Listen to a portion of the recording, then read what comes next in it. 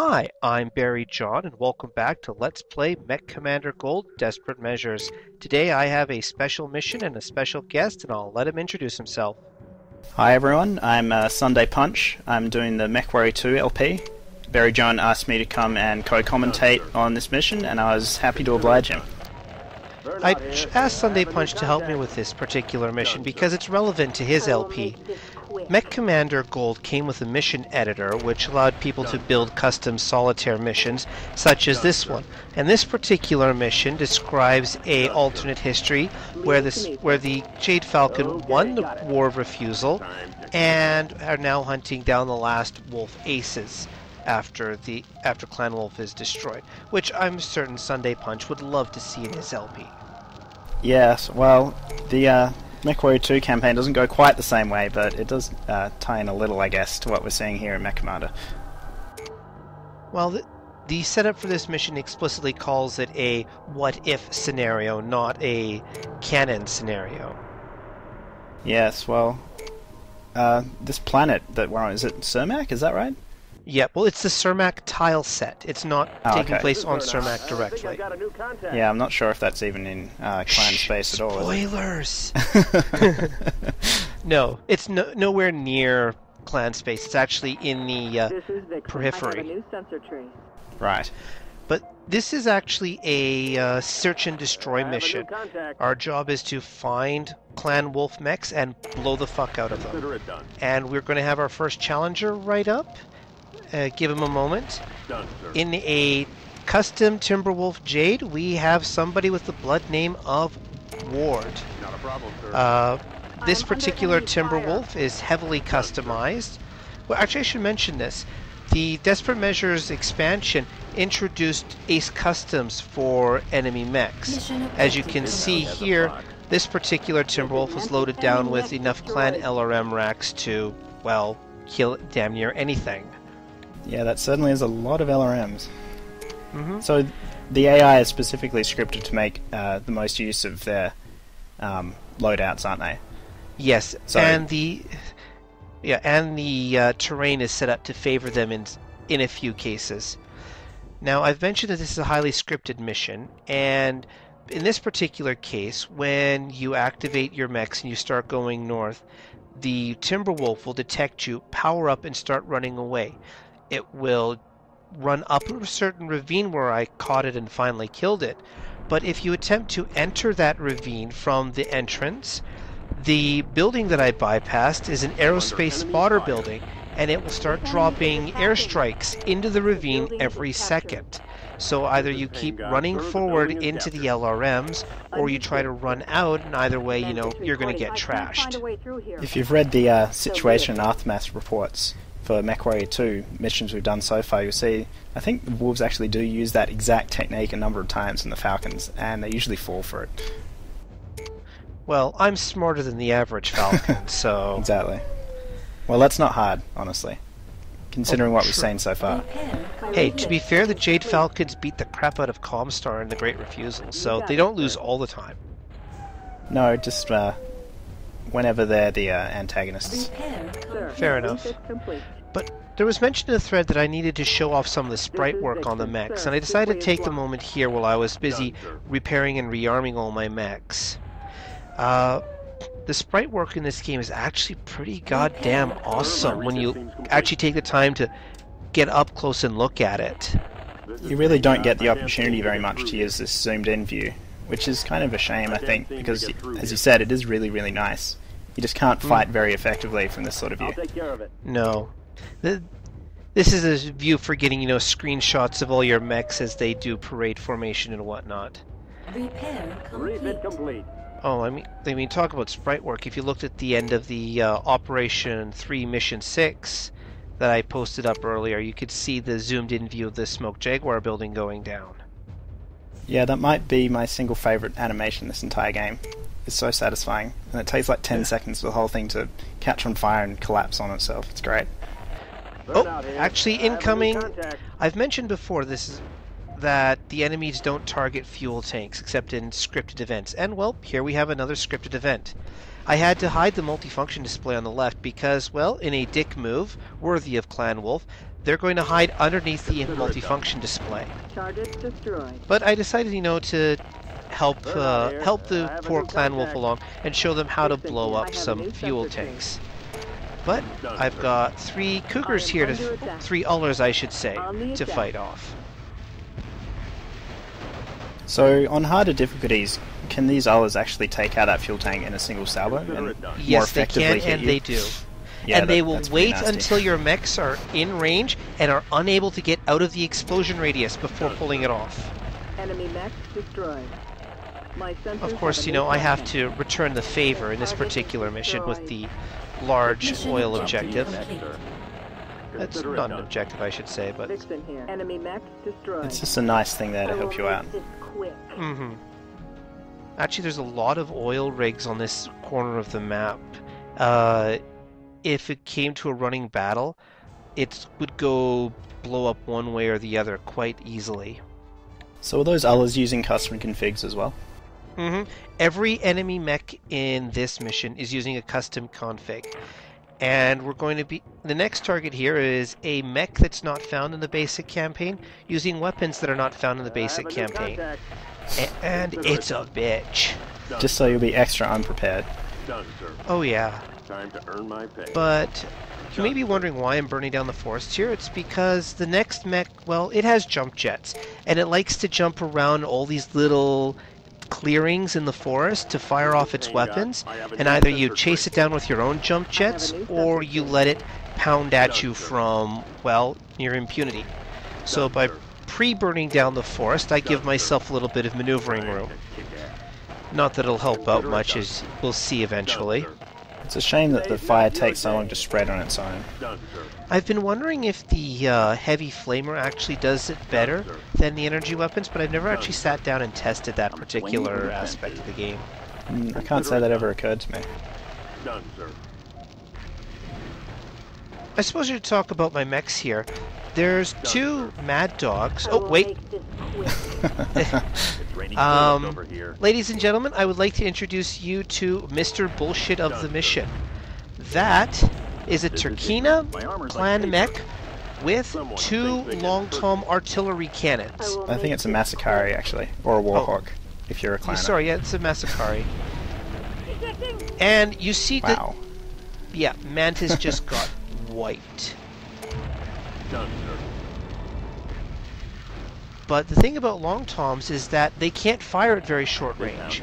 But this particular guy, he's going to jump around and... Under enemy fire. Done, sir. Yeah. Mission objective complete. Fortunately, he went down without too much problem. Now I just need to get everybody back and fixed up, because... He did a lot of damage in a very short space of time there. Yeah, normally you've seen me use artillery strikes in the main campaign.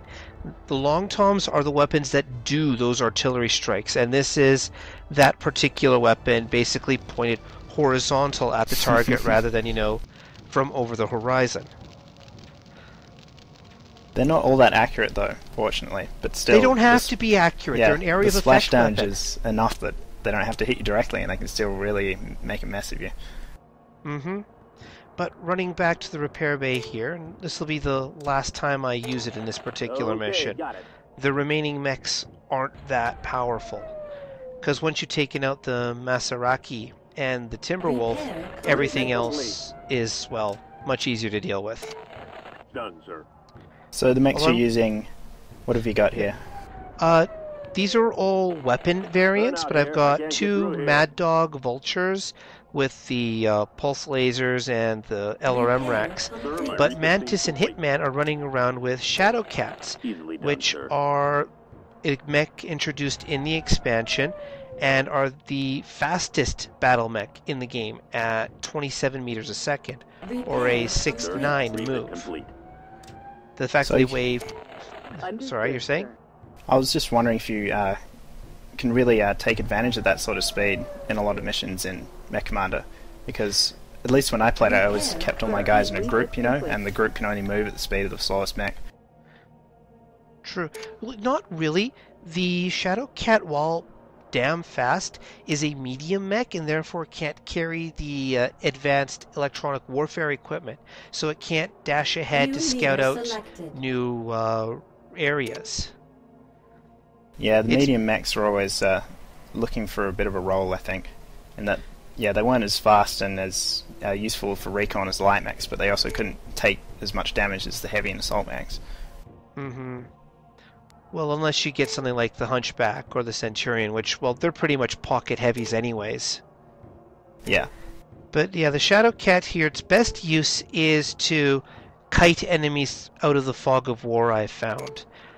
But doesn't quite work out in a mission like this where you're hunting down static enemies. I can see it working better against the normal AI where they'll just try and close with you as quickly as possible. Whereas they seem to like running away a lot here. Yeah. I was just checking out to make sure there's nobody behind me, but on my practice runs I'd realized that, the last two targets are to the right of me.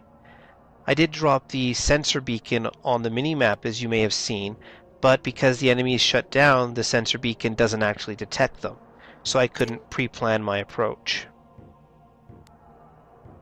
So instead, it's get everybody into a small group and advance slowly.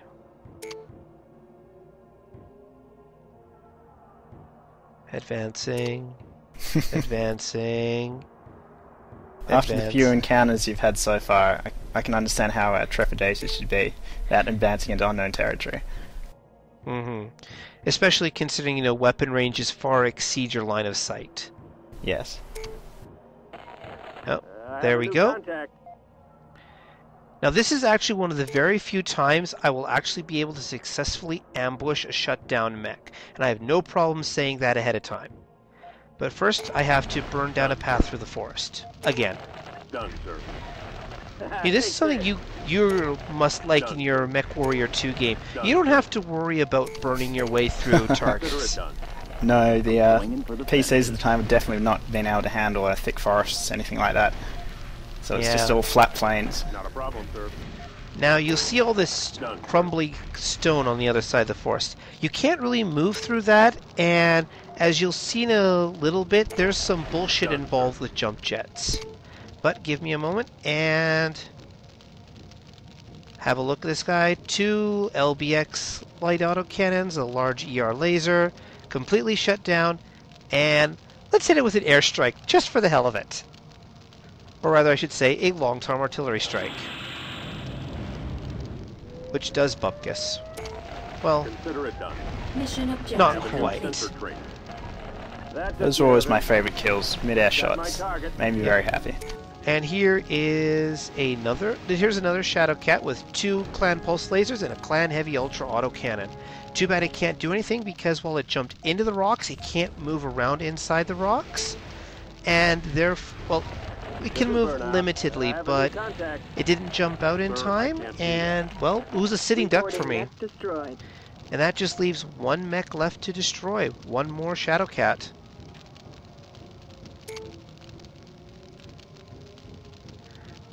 And This is Burnout. I have a new contact. And he's on the other side of the bridge. So I am curious how all these Inner Sphere pilots ended up piloting mechs for Clan Jade Falcon. 2 years before the events of MechCommander. Exactly. Actually, based on this, I have the sneaky suspicion that the clan forces use the same roster of pilots as the Inner Sphere does, but they have access to all the pilots from the get-go. And when you kill a pilot during a mission, it's stricken from the clan list. Mission objective complete. Of course, that's just Mission theory and successful. conjecture on my part. Well, you survived, for the most part.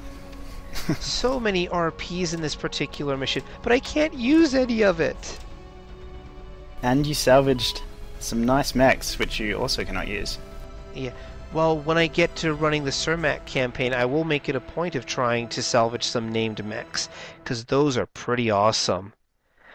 Wow. Any closing comments you want to make? I think this is a nice mission just to see how you do when the odds are entirely stacked against you. You know, the developers throw everything they possibly could at you, You get mechs that are perfectly configured to take advantage of situations you have to fight them in, and there's all the scripting to give you the toughest possible fight.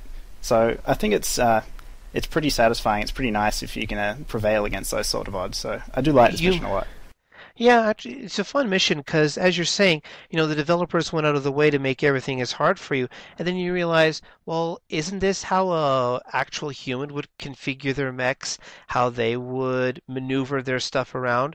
Yeah, exactly. Drawing people into ambushes, try to blow up pipelines to take out mechs for collateral damage, jump like a goddamn madman to fire with your long toms. Maybe this is what multiplayer would have been like for MechCommander. Actually, there is MechCommander multiplayer. I just haven't found anybody to play against yet. Oh, there is? Yep. I never even realized. Oh yeah, there are plenty of color schemes involved. All right. Well, anything else? No, I think that about covers everything. All right. Well, thank you, Sunday Punch, and I look forward to seeing your next video. Thank you. It's been a lot of fun.